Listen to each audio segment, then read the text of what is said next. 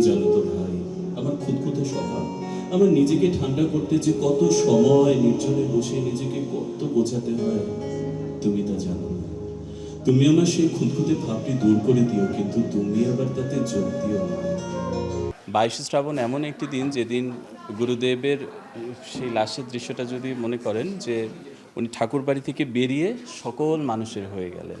রঙ্গমঞ্চ আমার জায়গা, আমি এখানেই থাকি এবং এটাই পছন্দ করি। এবং রঙ্গমঞ্চের মানুষ, আমি রঙ্গমঞ্চ পেলে আমি এখানে বিকশিত হই। আমার sincerity of any kind of syndromes নেই।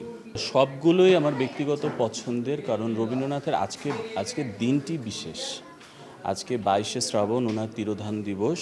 আমি বলি যে 22শে শ্রাবণ এমন একটি দিন যেদিন গুরুদেবের সেই লাশের দৃশ্যটা যদি মনে করেন যে উনি ঠাকুরবাড়ি থেকে বেরিয়ে সকল মানুষের হয়ে গেলেন।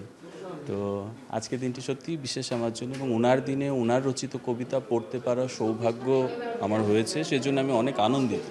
আমার ভালো লাগছে। আমার প্রতি বছর যেটা হয় যে আমার কিন্তু কোনো না কোনো আয়োজনে ডাক থাকে, সাড়া পাই, এবং আমি সব আয়োজনে যে সম্পৃক্ত হতে পারি সেটা বলবো না, কিন্তু কিছু কিছু বিশেষ আয়োজনে সম্পৃক্ত হই, এবং আজকের এই বিশেষ আয়োজনে সম্পৃক্ত হয়ে আমার বিশেষ মনে হচ্ছে। প্রেক্ষাগৃহে যারাই আসেন তারা সকলেই আমাদের শ্রোতা, এবং এই একটা নৈবেদ্য আমরা সাজাই, অর্ঘ্য তাদের উদ্দেশ্যেই আমরা অর্পণ করি। তো আমার মনে হয় যে এখানে বিশেষ কোনো শ্রোতা নেই, যারা আসেন সকলেই শ্রোতা। আমি খুবই সন্তুষ্ট। বাংলাদেশে যে পরিমাণ কবিতা নিয়ে কাজ হচ্ছে, আমি সন্তুষ্ট, এবং আমি বলবো যে নতুন প্রজন্ম, পরবর্তী প্রজন্ম এই শিল্পকে ধারণ করবে। কেন ধারণ করবে? কারণ এটিও একটি বঙ্গীয় শিল্প।